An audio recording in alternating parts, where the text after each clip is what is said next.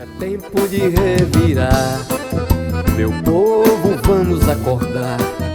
É tempo de revirar, meu povo, vamos acordar.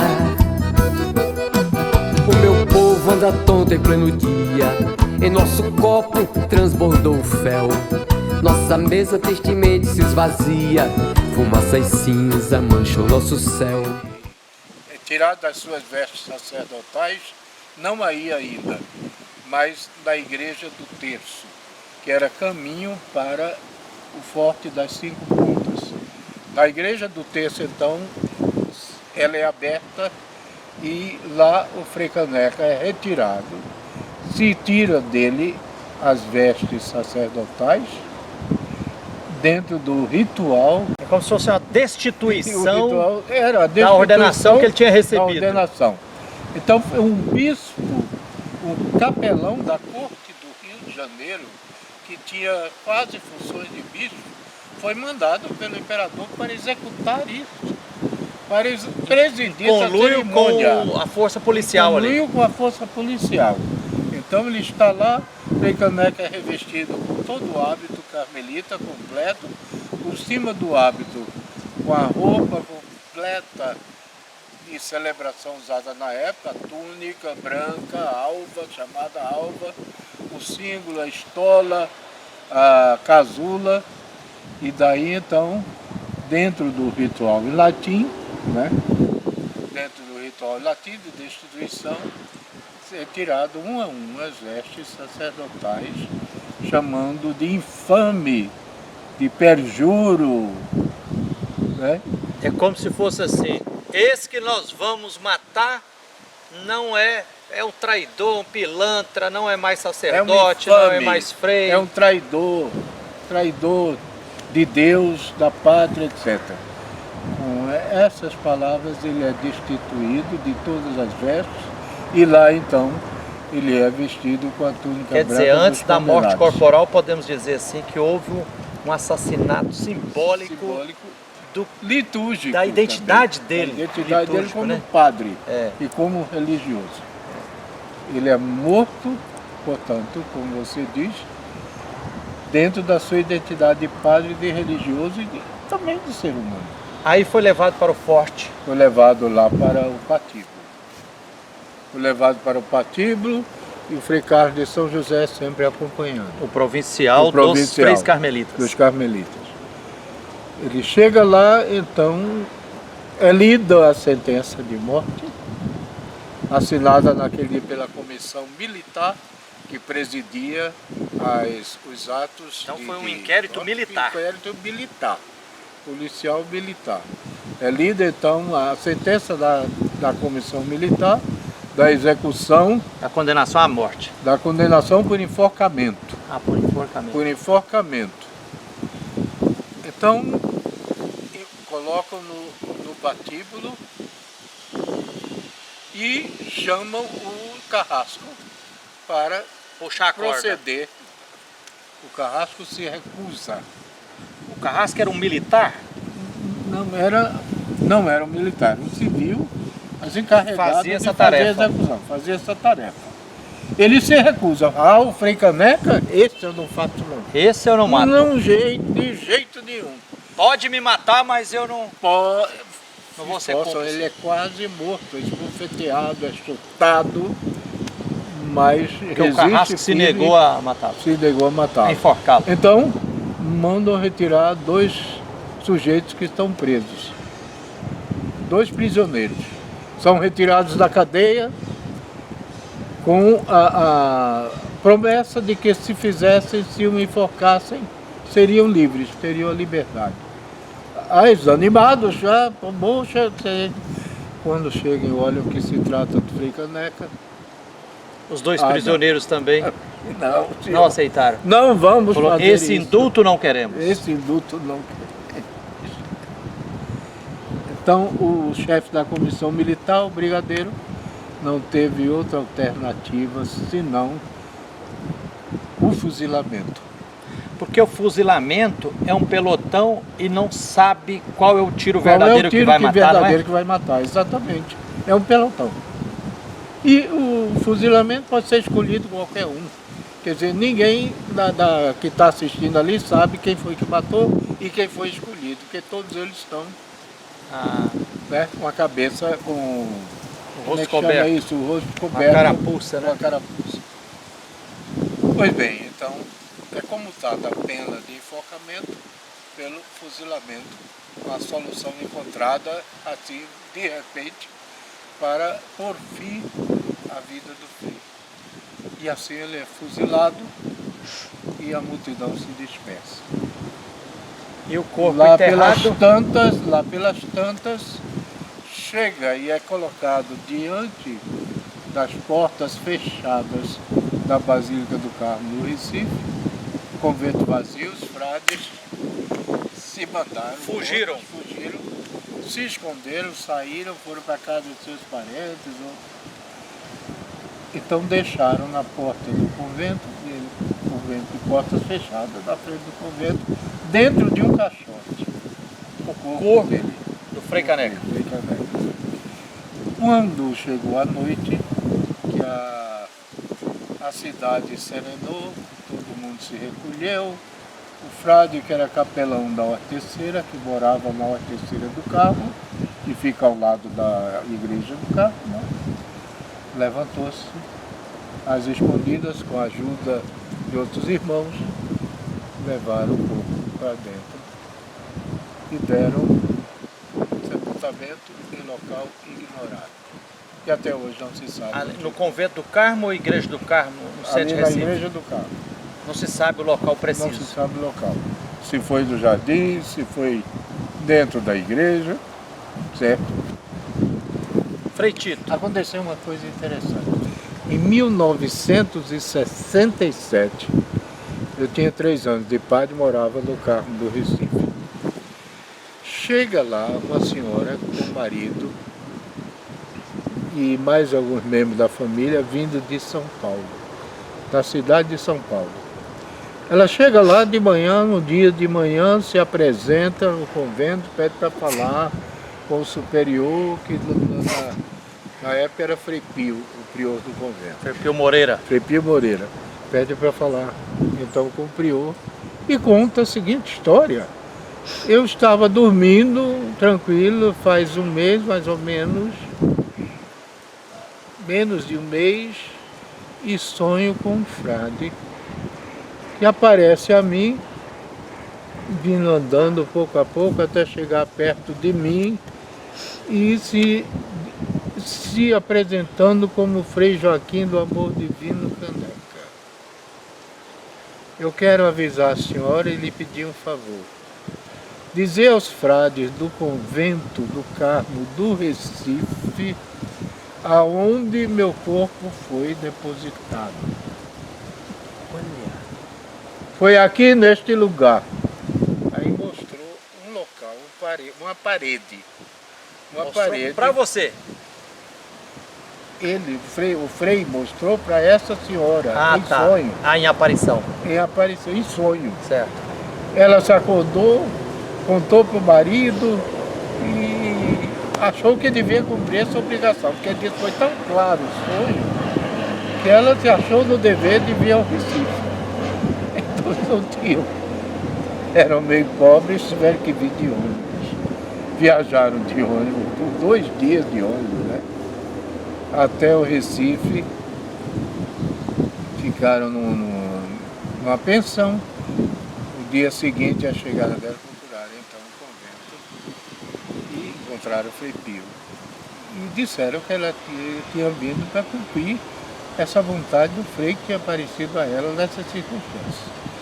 Aí, o Frei Pio perguntou à senhora, está dizendo que o Frei lhe mostrou o local aqui onde o corpo dele foi depositado, é verdade? Ela disse, é verdade, Frei. Eu vi e eu posso, está tão claro na minha cabeça que eu posso dizer onde é esse lugar. Aí Frei Pio disse, está bem, então chamou o moço frade. Vamos andar por aqui pelo convento todo para a senhora ver onde é. Aí andaram toda a parte térrea do convento. convento do Carmo no Recife. Igreja e convento, a parte térrea. Toda, a ordem terceira também. Aí, nada. Não, lugar nenhum. Mas não tem lugar lá em cima, no primeiro andar, no segundo andar. Aí Frei Pio disse, tem o corredor lá em cima e o coro alto. Então vamos lá, temos que subir 4 lances de degrau. A senhora topa, tem que topar para ver se é lá. Então subiram, viram o corredor anexo à Basílica, que fica lá, corresponde ao segundo andar do convento, nada.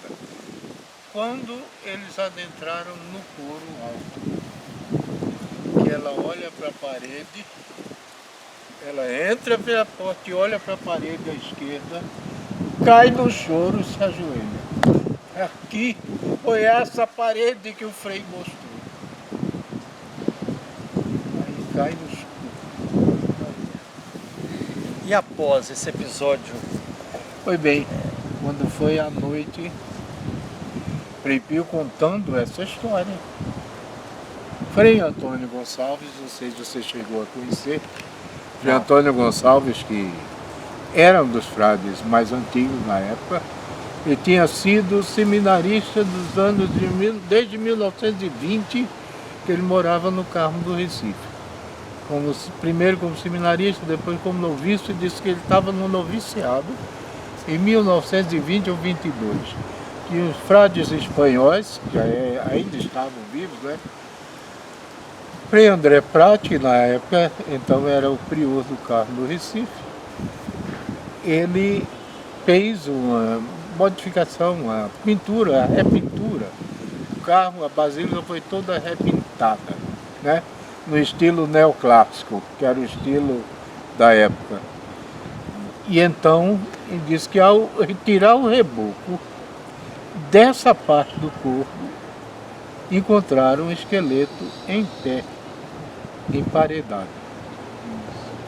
Olha, rapaz.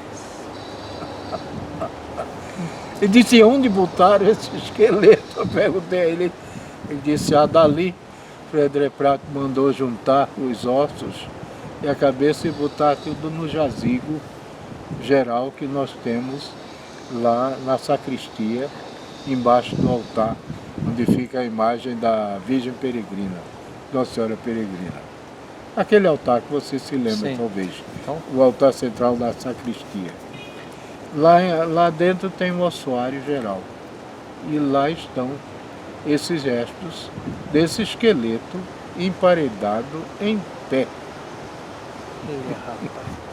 Frei Tito, para a gente fechando aqui. Incrível isso. É incrível, incrível. Tem o dedo de Deus nisso tudo aí, né? Acho que sim. Por que o nome Frei Caneca? Porque por causa do pai dele. O apelido era O nome dele mesmo? Frei Joaquim do Amor Divino Rabelo. O pai dele era um fabricante de caneca? Era Fabricante de canecas, de Flandres. Copinhos de caneca, chamava caneca, né?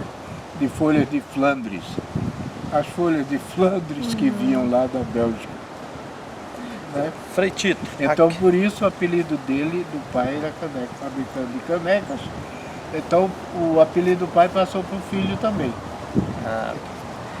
Frei Tito, aqui um dos capítulos do livro aqui, sobre Frei Caneca, tem como título O Profetismo do Clero no século XIX, no Nordeste do Brasil, Frei Joaquim do Amor Divino Caneca, um caso exemplar. Pela pesquisa que você fez, sendo também Frei Carmelita, você não tem dúvida que Frei Caneca, além de ter sido contemplativo, foi um grande profeta. Sim, homem de oração, homem de comunidade, um grande profeta e um agitador social no bom sentido.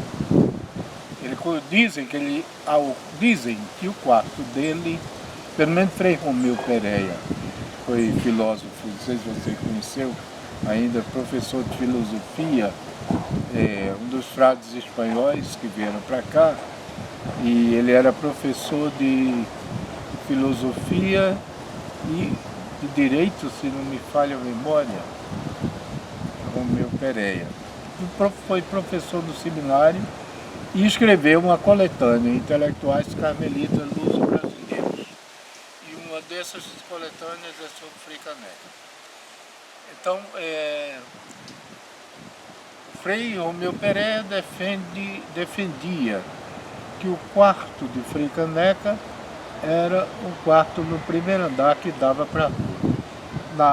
Na esquina das ruas, hoje chamada Frei Caneca, na quina onde fica o comércio Convento do Carmo.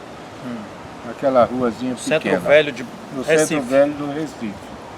Então o quarto dele ficaria no primeiro andar, a janela aberta para a rua, e de lá, de cima, ele fazia seus discursos para o povo que se acumulava, cotovelava embaixo, ouvindo seus discursos, suas conclamações, tanto em 1817 como também em 1824.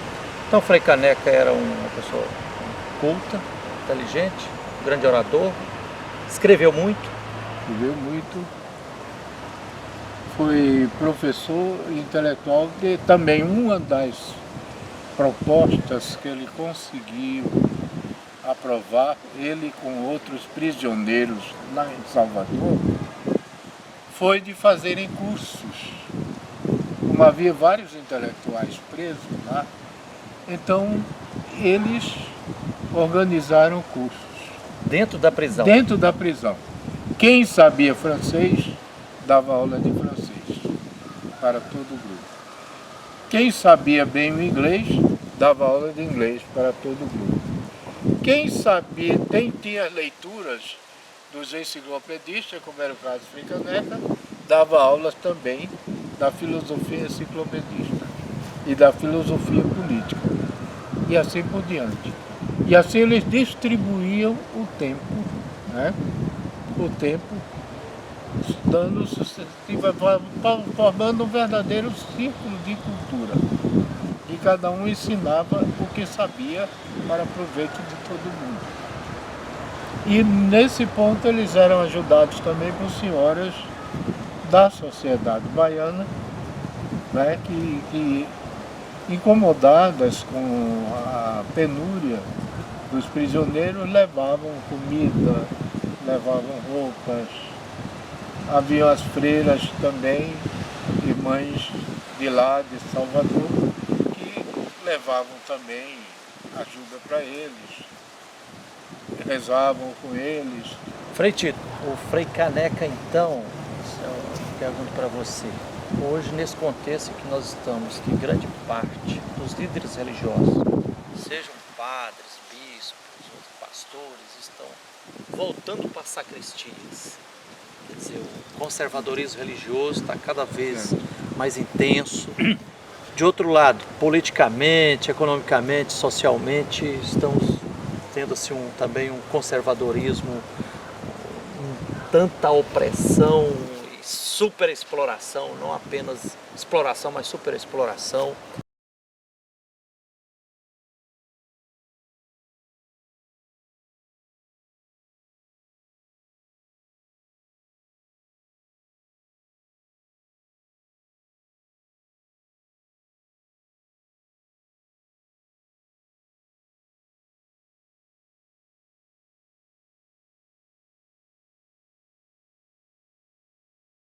Da dignidade humana, da Mãe Terra, da natureza e tudo.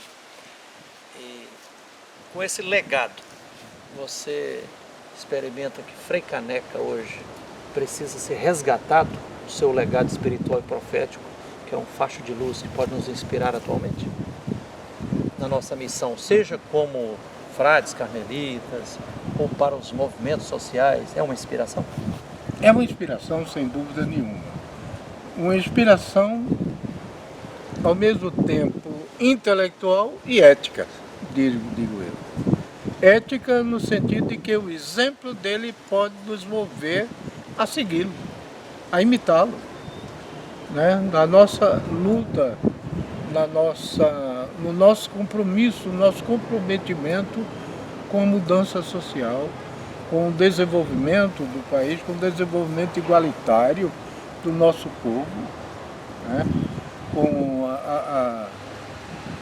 Para que o nosso povo possa comer se alimentar, ter a garantia de poder gozar dos direitos mais essenciais, se podemos dizer assim, né, da vida humana. E que estão faltos do gozo desses direitos em grande parte.